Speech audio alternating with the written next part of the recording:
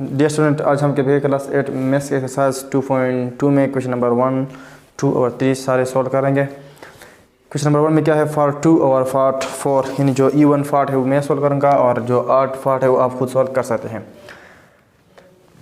Part 2 क्या है, 5 square equal to 1 plus box में आपको पुट करना है नंबर जो बी बॉक्स है। तो हमने 4 पैटर्न पढ़े थे, मतलब एक ऐसा पैटर्न भी था कि अगर हम एक नंबर पे अपने स्क्वायर लिया तो जो कंसेक्यूटिव नेचुरल नंबर है इधर 5 है तो आप 5 तक कंसेक्यूटिव नेचुरल नंबर ऐड करेंगे, फिर इसके बाद डिक्रीजिंग ऑर्डर में जाएंगे। इधर क्या है 1 है, इधर हम लिखेंगे +2, इधर लिखेंगे +3 +4 फिर +5, क्योंकि यहाँ 5 है, 5 के बाद हम डिक्रीजिंग में जाएंगे। इधर क्या लिखेंगे 4 फिर +3 +2 +1। इस तरह ये 8 है तो 8 तक है, 8 के बाद हम डिक्रीजिंग ऑर्डर में जाएंगे तो ये 7 होगा, ये 6, ये 5 4 3 2 1। इस तरह क्वेश्चन नंबर 2 क्या है, find the square of the following. आप स्क्वायर फाइंड करें। इसमें मैंने 8 पार्ट सॉल्व करूँगा और जो E1 पार्ट है वो आप खुद सॉल्व करें। इसमें टोटल 6 पार्ट है।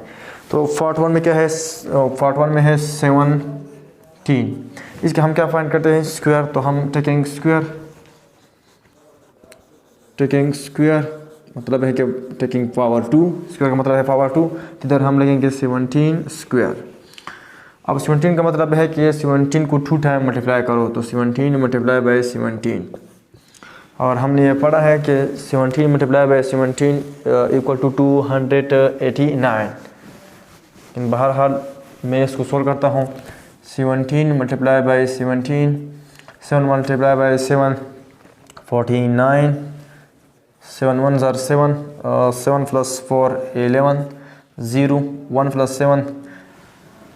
इधर एक सवाल आता है कि इधर हम 0 क्यों लिखते हैं। 0 इस वजह लिखते हैं कि अब हम 1 को आ गए और 1 किस प्लेस में है, 10 प्लेस में है, तो 10 प्लेस में हम एक 0 लिखेंगे। अब 1 मल्टीप्लाई बाई 7 7 और 1 मल्टीप्लाई बाई 1 1। इसको ऐड करो 9, 1 + 7 8, 1 + 1 2। तो 17 स्क्वायर किसके बराबर है, 17 स्क्वायर बराबर है 289। तो हमने सोल्व किया। अब हम सोल्व करते हैं पार्ट 3 को।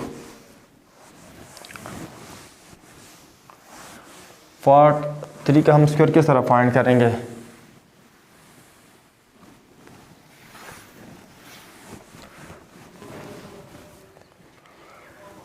पार्ट 3 का हम स्क्वायर फाइंड करते हैं।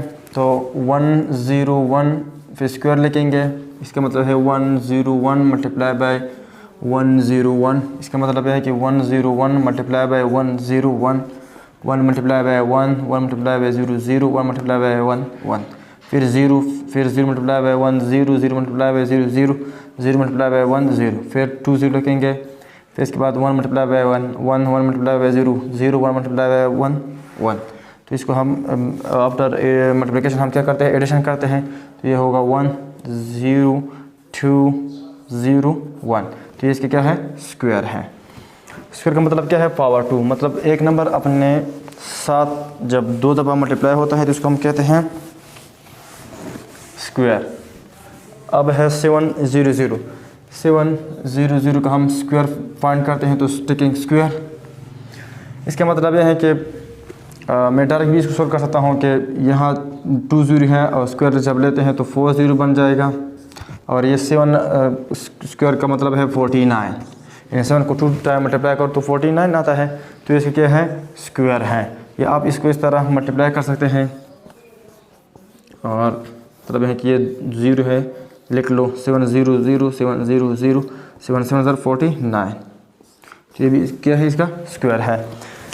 इस तरह पार्ट 5 भी हमने सोल्व किया और पार्ट 3। अब हम आते हैं क्वेश्चन नंबर 3 पे।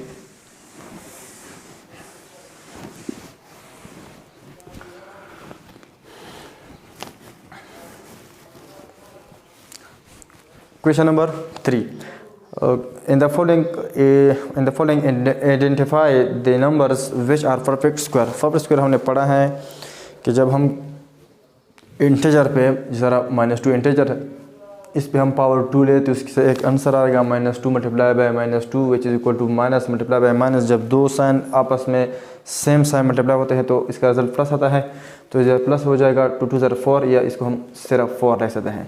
तो ये -2 स्क्वायर जो है, -2 का स्क्वायर क्या है, +4 है, और ये क्या है, एक इंटीजर नंबर है।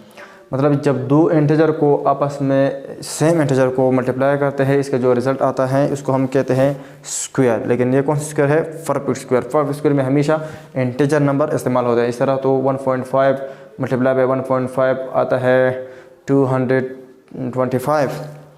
पॉइंट के बाद मतलब 2 डिजिट के बाद पॉइंट हम लगाएंगे। ये भी इसका क्या है, स्क्वायर है, लेकिन ये परफेक्ट स्क्वायर नहीं है।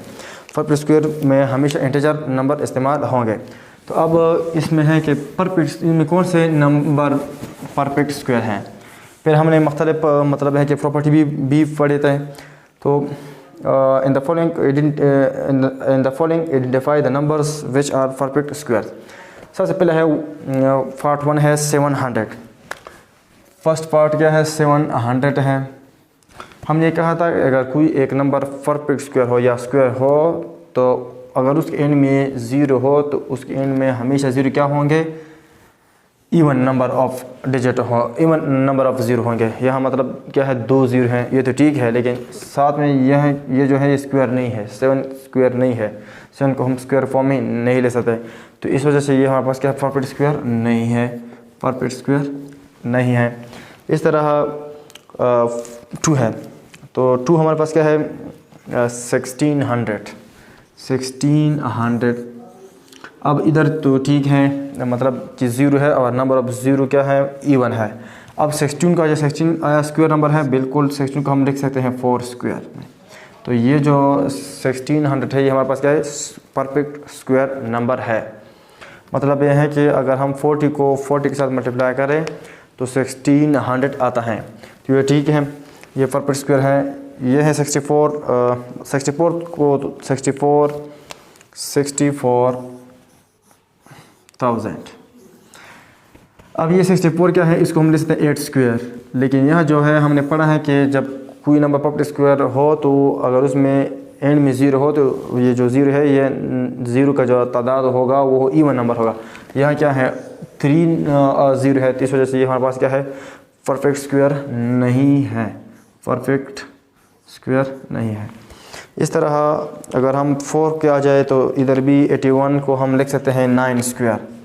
लेकिन यहाँ जो है क्या है, 3 0 है, मतलब ऑड नंबर ऑफ 0 है, नॉट इवन नंबर ऑफ 0। तो इस वजह से ये भी हमारे पास परफेक्ट स्क्वायर नहीं है। इस तरह अगर हम इसको आ जाए तो यह क्या है, 225 को हम लिख सकते हैं 15 स्क्वायर में, क्योंकि 15 मल्टीप्लाई बाय 15 आता है 225। तो मतलब है इसको हम इस तरफ 225 को हम लिख सकते हैं 15 स्क्वायर, और साथ में ये क्या है, 2 इवन डिजिट नंबर ऑफ 0 है, इवन नंबर ऑफ 0 है, तो इस वजह से ये हमारे पास क्या है, परफेक्ट स्क्वायर है। ये जो 46 है ये भी हमारे पास परफेक्ट स्क्वायर है। क्यों? क्योंकि 256 को हम लिख सकते हैं 16 स्क्वायर के फॉर्म में। मतलब 16 को अगर आप 16 से मल्टीप्लाई करें तो 256 आता है, और इधर नंबर ऑफ 0 क्या है, इवन नंबर ऑफ 0 है, तो इस वजह से ये हमारे पास क्या है, परफेक्ट स्क्वायर है। तो ये था एक्सरसाइज 2.2। इंशाल्लाह नेक्स्ट वीडियो में हम 2.3 के लिए कुछ थ्योरी